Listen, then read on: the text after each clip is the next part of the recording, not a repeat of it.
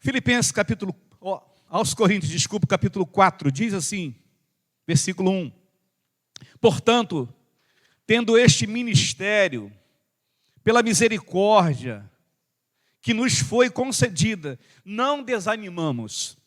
Pelo contrário, rejeitamos as coisas ocultas que são vergonhosas, não procedendo com astúcia, nem distorcendo a palavra de Deus, mas pela verdade, mas pela proclamação pública da verdade, recomendamos-nos a consciência de todos os homens diante de Deus. Se o nosso evangelho está encoberto, é para o que estão perecendo está encoberto, entre os quais o Deus desse século cegou a mente dos incrédulos, para que não vejam a luz do evangelho da glória de Cristo, o qual é a imagem de Deus. Versículo 5. Pois nós não pregamos a nós mesmos, mas a Jesus Cristo, o Senhor, e a nós mesmos, como vossos servos, por causa de Jesus. Porque Deus me disse, das trevas brilhará a luz. Foi Ele mesmo quem brilhou em nosso coração, para a iluminação do conhecimento da glória de Deus na face de Cristo. Temos, porém, esse tesouro em vaso de barro, para que o poder extraordinário seja de Deus e não nosso. Sofremos pressões de todos os lados, mas não estamos arrasados. Ficamos perplexos, mas não desesperados. Somos perseguidos, mas não desamparados. Abatidos, mas não destruídos. Trazendo sempre no corpo o morrer de Jesus, para que também a sua vida se manifeste em nosso corpo. Até aqui. Pai, nós te louvamos. E pedimos ao Senhor que o teu doce Espírito, o poder de Deus, seja manifesto na vida de cada ouvinte nesta manhã. Que essa reflexão, Senhor, da sua palavra, seja marcante no coração, na alma e na mente dos ouvintes. Que a gente saia daqui consciente da necessidade que temos de fazer com que o Evangelho chegue ao coração das pessoas. Perdoa as nossas muitas falhas, Senhor.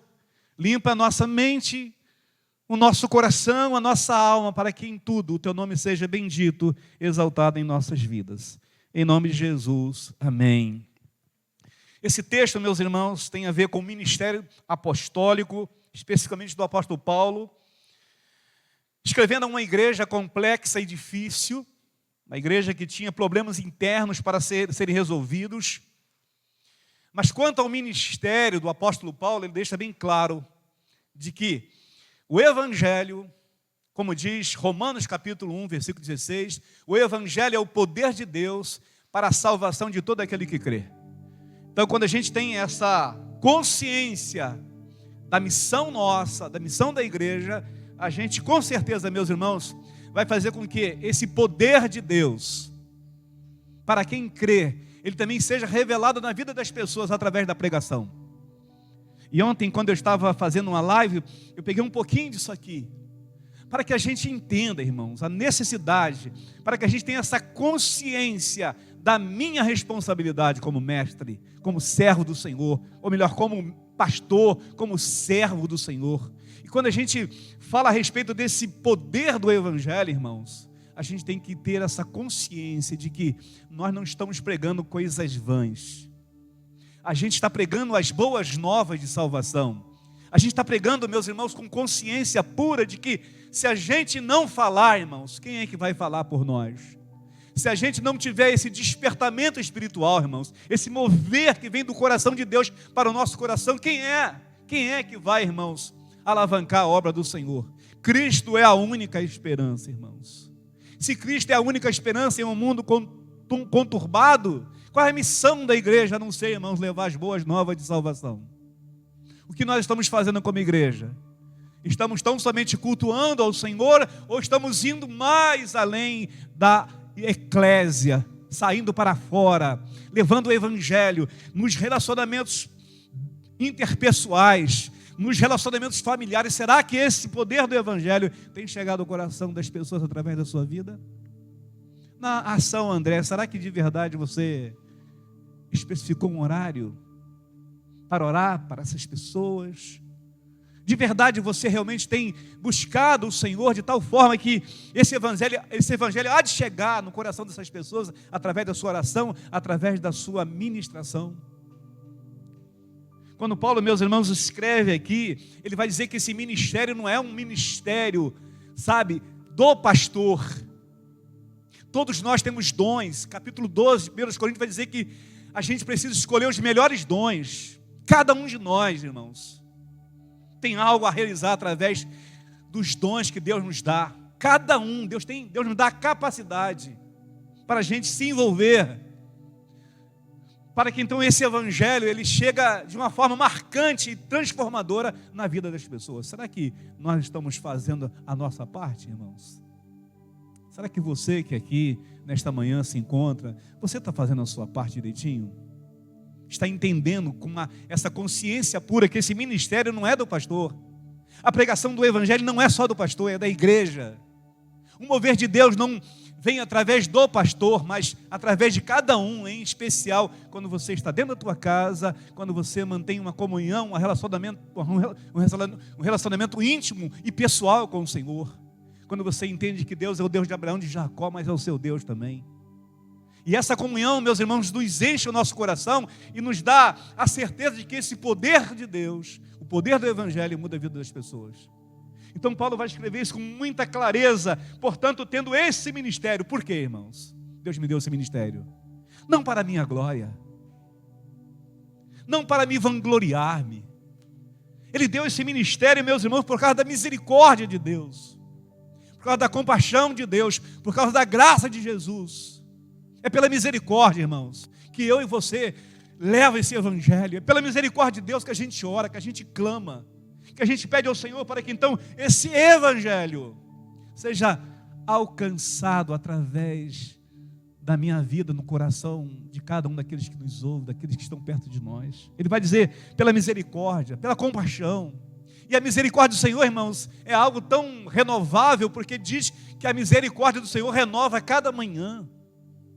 A graça de Jesus todos os dias, meus irmãos, precisa chegar em nós, de tal ponto, meus irmãos, que eu seja impactado por essa graça, mas ao mesmo tempo que essa graça seja impactada na vida das pessoas como luz no mundo. E é isso que Paulo vai dizer para nós. O poder do evangelho é que ele nos chama, nos convida para vivermos uma vida de tal forma que as pessoas sejam transformadas pelo poder do evangelho. Será que você entende isso? Será que você entende isso? Quando aqui prego nesta manhã, lembra, meus irmãos, o poder do evangelho quando chega naquela mulher chamada mulher pecadora, Maria Madalena. Quando o evangelho, a pessoa de Cristo chega, meus irmãos, na vida dessa mulher pecadora, Maria Madalena, diz o Senhor, diz a palavra em Marcos 16, 9, que essa mulher liberta de 7 espíritos. Irmãos, quantas pessoas agora precisam de libertação? Quantas pessoas agora, como essa mulher Madalena, está clamando pela compaixão de Deus, pelo poder de Deus, e essas pessoas estão gemendo, porque não sabem que esse evangelho, que o poder de Deus transforma e liberta todas as pessoas. Todas as pessoas, meus irmãos, esse poder do evangelho, a Bíblia diz que levou essa mulher a seguir a Jesus, a ser liberta e ser um instrumento de Deus no ministério, porque essa mulher acompanhou Jesus até os pés da cruz. Até o dia que Jesus morreu, essa mulher chamada pecadora, prostituta, diz que ela seguiu Jesus e estava lá ao pé da cruz. Quando Jesus estava ali, sofrendo os horrores, porque um dia Jesus chegou junto, Jesus falou desse amor tão singular, e ela foi liberta pelo poder de Deus. Meus irmãos, quantas pessoas agora você conhece que a gente já não dá mais crédito, que uma grande maioria fala, não tem mais jeito? Quantas pessoas, queridos? Quantas pessoas? Quantas pessoas? E você sabe o que você tem que fazer. E você sabe o que nós precisamos fazer como igreja. Nos impulsionar, isso é avivamento, irmãos. Quando a gente fala em avivamento, não é aquele louvor midiático, não, irmãos. Não são as luzes, não são o jogo de luzes. Quando Salomão ora, meus irmãos, lá em 2 Crônicas, capítulo 6, vocês vão ver que ele ora ao Senhor. Aquele é um momento único. Ele estava preparando todo o ambiente para consagrar a casa do Senhor. Ali estava a arca do Senhor, todo o procedimento da lei estava ali. Diz que o Senhor visita Salomão de tal forma que a glória de Deus, a Shekinah de Deus se manifesta naquele lugar. Foi algo único, meus irmãos, naquele tempo. E então o Senhor depois vai dizer ao próprio Salomão: se o meu povo que chama pelo meu nome se humilhar e orar e buscar a minha face, então eu virei do céu, eu vou perdoar os seus pecados e vou sarar a sua terra. Irmãos, eu vejo pessoas assim que vê um culto mais animado, viu que avivamento, viu que glória. Irmãos, a glória de Deus, o Shekinah de Deus, você tem que ver todos os dias na sua relação íntima com Deus. Avivamento é de dentro para fora. É por isso que Deus não se mostra, meus irmãos. Graças a Deus que Ele não se mostra. Deus é invisível, Ele não se mostra fisicamente. Sabe por quê? Se Ele mostrasse fisicamente, Ele seria mais um ídolo. Como temos os demais ídolos de madeira aí. Ele não se mostra, Ele se manifesta todos os dias na minha vida e na sua vida. Com poder, irmãos, e com intrepidez. É assim e sempre foi. E o Evangelho será se a gente tiver essa consciência de que a gente não pode desanimar. Por isso que o texto diz: não nos desanimamos. Ele não está falando, não desanime. Ele fala, igreja, não nos desanimamos. Vamos em frente, irmãos, vamos orar, vamos crer, vamos levar esperança. Ele é a única esperança para mim, para você que também nos ouve nesta manhã. Logo em seguida, meus irmãos, a gente tem aí um retrato do endemoniado de Gadareno. Marcos 5, de 1 a 8, de 18 a 20, a gente vai ver isso.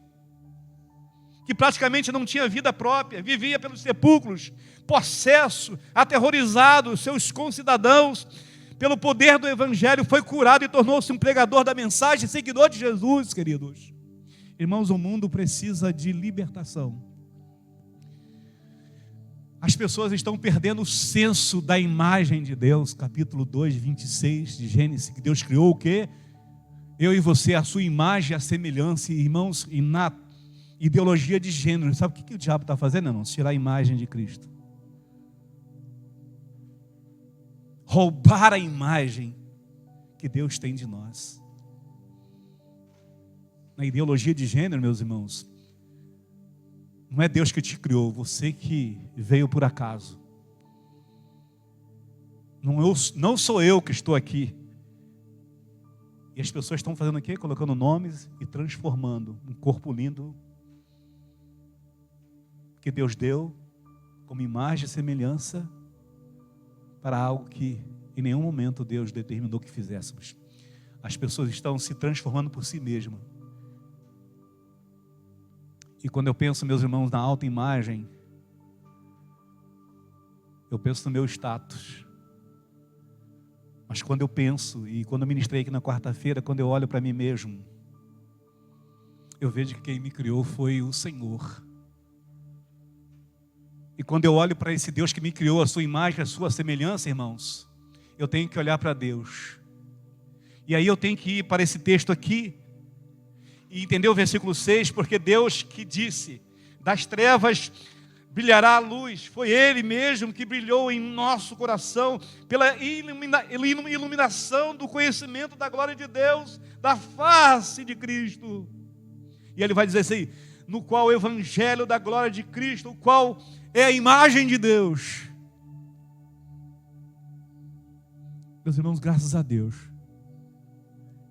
que quando Deus me criou, me formou, eu não pude olhar para mim mesmo, mas Deus sabia quem eu era.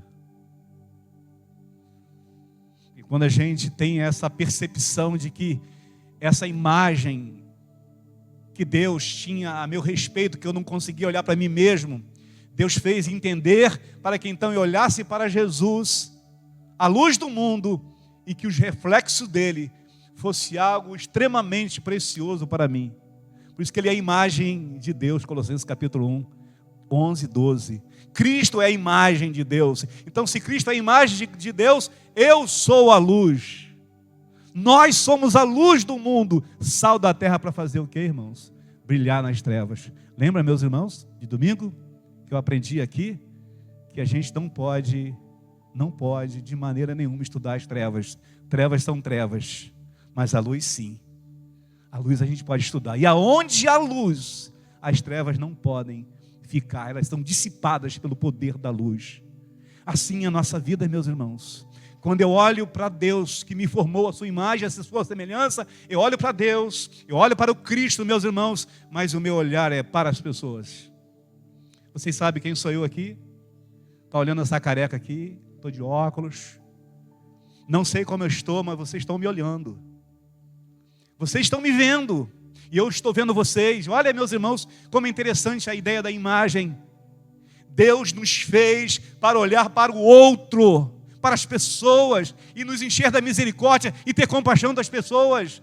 Você olhando para mim, diz: eu tenho que orar pelo pastor, eu tenho que cobrir minha oração, eu tenho que olhar para a igreja e dobrar meus joelhos e orar e clamar. A autoimagem que a gente tem das pessoas é a gente, como igreja, como pessoas que somos lavadas e remidas no sangue do Cordeiro, olhar para as pessoas. É por isso que o Senhor nos criou a sua imagem, para a gente olhar para a cruz, mas olhar para todas as pessoas que precisam da bendita graça do poder do Evangelho. Qual tem sido o sentido da vida hoje? Olhar para você mesmo, como pessoa. Deus não criou espelhos. Criou espelhos? O homem que criou o espelho. Deus não criou status, como disse na quarta-feira. Criou status? Deus não nos criou para nos ver.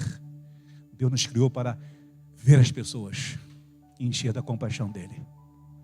Foi para isso que Deus nos criou a sua imagem e a sua semelhança. E Satanás está fazendo isso. As pessoas estão sendo transformadas pelo poder das trevas. E as pessoas já não reconhecem quem elas são de verdade. E as pessoas estão vivendo em um caos emocional e espiritual tão grande, de que pode ter todos os psicólogos, terapeutas na face da terra, que não vai dar jeito, a não ser essa luz. A não ser tirar as trevas com a maravilhosa luz de Jesus. Só isso é possível mudar a vida das pessoas, com o poder do Evangelho. Não preciso falar de Zaqueu publicano.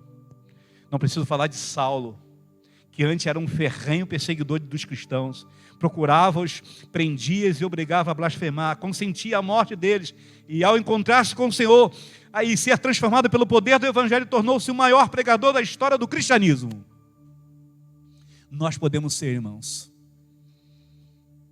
essa igreja. Você pode ser essa igreja onde você quiser, aonde você desejar, bem perto de você, bem longe de você, mas indo com a presença do poder do Evangelho. Uma das coisas lindas desse texto, e a ênfase é no versículo 2, do versículo 2, na parte B, ele vai dizer assim: pelo contrário, rejeitamos as coisas ocultas que são vergonhosas, não procedendo com astúcia, nem distorcendo a palavra de Deus, mas pela proclamação pública da verdade, recomendamos-nos a consciência de que todos os homens diante de Deus. Ou seja, queridos, Paulo está dizendo o seguinte: por mais que esteja difícil, a gente não pode deixar de pregar a verdade do Evangelho. O que o Senhor vai dizer? Conhecereis a verdade, e a verdade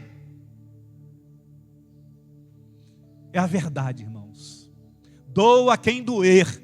É o poder do Evangelho que transforma o homem e faz ele entender a verdade absoluta. Porque essa verdade absoluta muda a alma, o coração e a mente das pessoas. E é isso que Paulo vai dizer para nós: com verdade, doa a quem doer, sem meio termo. Verdade liberta, cura, transforma, sem temor, sem medo, com esperança, com intrepidez, com unção e com ação. O texto diz: com consciência pura diante de Deus. Quem não deseja o Evangelho, irmãos, estão perecendo, morrendo na escuridão de seus pecados. A gente não pode, irmãos, retroceder. A gente tem que avançar e ir no poder de Deus, irmãos, humanamente não pode. A igreja está vivendo um tempo de humanidade, assim, de deixar que a parte humana seja mais vista do que a parte sobrenatural de Deus na nossa vida, irmãos. Deus é um Deus do impossível, irmãos. Deus é um Deus do impossível. Aos meus olhos humanos, carnais, eu vou dizer, aquilo não tem jeito, aquilo não tem... Irmãos, no poder de Deus, no evangelho transformador na vida das pessoas, eu tenho que crer no impossível. E no impossível Deus chama pessoas comuns e transforma pessoas comuns como eu e você aqui em pessoas extraordinárias para fazer o que Ele tem que fazer. E quando o Senhor nos chama de verdade, irmãos, Ele chama pessoas comuns. O Senhor não chamou pessoas assim, com uma alta biografia, não. Ele chamou pessoas simples. É Pedro, é Tiago, é João, é o Enoque, é o Mateus. Cada um de vocês que estão aqui, Ele chama pessoas comuns. Para de achar que Deus não usa você, Deus usa cada um de nós. Na sua simplicidade, no seu jeito de ser, Ele vai dar o que você mais precisa para fazer aquilo que somente Deus pode fazer através de você. É por isso que a gente precisa entender Deus na frente primeiro, irmãos. É o poder dele na frente primeiro. É o Espírito Santo de Deus primeiro. Não é você. Você não pode, mas Deus pode através de você, em nome de Jesus, queridos. Irmãos, eu estava ontem lendo a biografia bíblica de Gideão. Meu Deus, irmãos. Todo mundo com medo daquela turma que oprimia Israel, todo mundo escondido nas cavernas, nos montes, todo mundo fazendo a sua plantação lá, mas com medo dos ninivitas, eu esqueci o nome que se dá no povo que estava lá, e todo mundo escondia, e quando eles estavam, sabe, meus irmãos, no melhor, na plantação boa, sabe o que eles faziam? Os medianitas iam lá e pegavam tudo deles. E Deus chama Gideão, e eu amo essa palavra. Ele estava lá no lagar, irmão, só malhando trigo, e o Senhor vai lá através de um anjo e fala assim: o seguinte, eu vim aqui para te dizer que eu vou te usar extraordinariamente para ser um canal de Deus, para tirar a opressão do povo de Israel. Sabe por que isso acontece, irmãos? Porque diante da opressão do inimigo, eles clamam a Deus. Está lá no capítulo 6 de Juízes, do versículo 1 ao versículo 11, eles clamam ao Senhor. E o Senhor então chega para Gideão, lá, eu sou a menor de todas as famílias. Coragem, Gideão. Você é um guerreiro valente. A Septuaginta, meus irmãos, é tão lindo que faz você um homem guerreiro. Você é um homem de coragem. E eu estou aqui porque Deus mandou. E você vai adiante, porque você vai, com certeza, ser um instrumento de Deus. Quem era Gideão, irmãos? Simples como eu e você. E Deus faz na vida de Gideão algo extraordinário, da mesma forma que Deus quer fazer na minha vida e na sua vida. Poder do Evangelho. E eu concluo, meus irmãos, aqui. São 10 horas. Jesus é o próprio Evangelho, versículo 5 vai dizer, Ele é o próprio Evangelho. Pois não pregamos a nós mesmos, mas a Jesus Cristo. A Jesus Cristo, o Senhor. E quando, meus irmãos, essa palavra diz Senhor, a ideia é de alguém que obedece integralmente. Senhor. E eu sendo o que? Servo, escravo. Senhor. E ele mais adiante diz: porque Deus disse, mas a Jesus, o Senhor, e a nós mesmos, como vossos servos, por causa de Jesus. Eu concluo dizendo o seguinte, irmãos: o desejo do coração de Deus é que eu e você, com todo o coração e com toda a alma, venha fazer com que esse poder de Deus abra os olhos das pessoas. Há pessoas nesse exato momento que precisam que os seus olhos espirituais sejam abertos. Porque é justamente isso, irmãos, que o versículo 6 nos chama a atenção. Que a gente só abre os olhos das pessoas quando nós estamos cheios do poder do Evangelho na vida das pessoas. Na nossa vida, na vida das pessoas. O texto diz, porque Deus, versículo 6, disse, das trevas brilhará a luz. Foi Ele mesmo quem brilhou em nosso coração para a iluminação do conhecimento da glória de Deus na face de Cristo. Aí ele diz, em uma vírgula aqui, ele diz o seguinte, amados: temos, porém, esse tesouro. Que tesouro é esse, irmãos? O Evangelho. Aonde fica esse tesouro? Dentro de nós, vasos de barro, frágeis, fracos que somos, mas há um poder dentro desse vaso, chamado de formiga. O poder do Evangelho, o poder do Espírito Santo está dentro de mim, está dentro de você. Para que então, irmãos, diz o texto, para que o poder, presta atenção, queridos, extraordinário, seja de Deus e não nosso. Ou seja, ninguém faz nada, a gente não realiza nada se a gente for com a nossa própria força. Gideão foi, vai na tua força, homem de coragem. A força não era de Gideão, a força nunca foi do apóstolo Paulo. A força extraordinária que Deus nos deu, vem do poder de Deus. O Evangelho é o poder de Deus, irmãos. O Evangelho muda a vida das pessoas, independente das pressões. E aí a gente vai ver uma análise das pressões desse mundo. Ele diz, sofremos as pressões de todos os lados. Irmãos, todos os dias, você é chamado para desanimar. Todo dia, as pressões do mundo, dia a dia, a correria do dia a dia, a gente sofre essas pressões de todos os lados. Uma luta espiritual agora sendo travada, irmãos, para você não ouvir, para você fazer que está ouvindo a palavra. Há pessoas nesse exato momento com a mente bem longe, de repente, daqui. Meus irmãos, há uma batalha espiritual muito grande para a gente fazer o que é necessário todos os dias. O pão nosso de cada dia. Mas buscai o reino de Deus e a sua justiça, e as demais coisas serão acrescentadas em nossas vidas. Pai nosso que estás no céu, santificado seja o teu nome. Venha a nós o teu reino. O pão nosso de cada dia nos dá hoje. E a gente está em busca do outro pão, irmãos. E o Senhor nos convida, mesmo diante das pressões de todos os lados, a gente não pode ficar arrasado, perplexo. Não podemos ficar desesperados. E no 16, eu concluo com esse versículo aqui.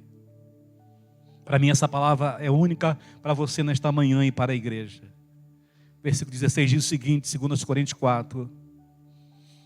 Vamos ler comigo, irmãos. Vamos ler então até o versículo 18 comigo, em uma só voz. Podemos então ler aqui? A partir do versículo 16, para a gente encerrar. Vamos lá comigo? Por isso,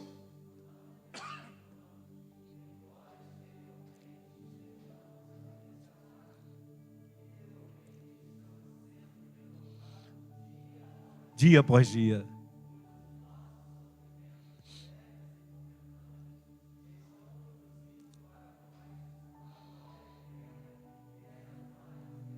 aleluia.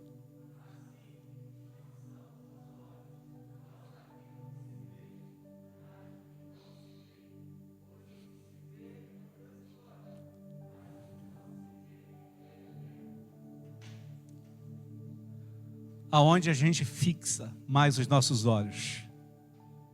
Naquilo que a gente está vendo todos os dias. Vamos olhar, irmãos, para a cruz. Vamos olhar para o céu.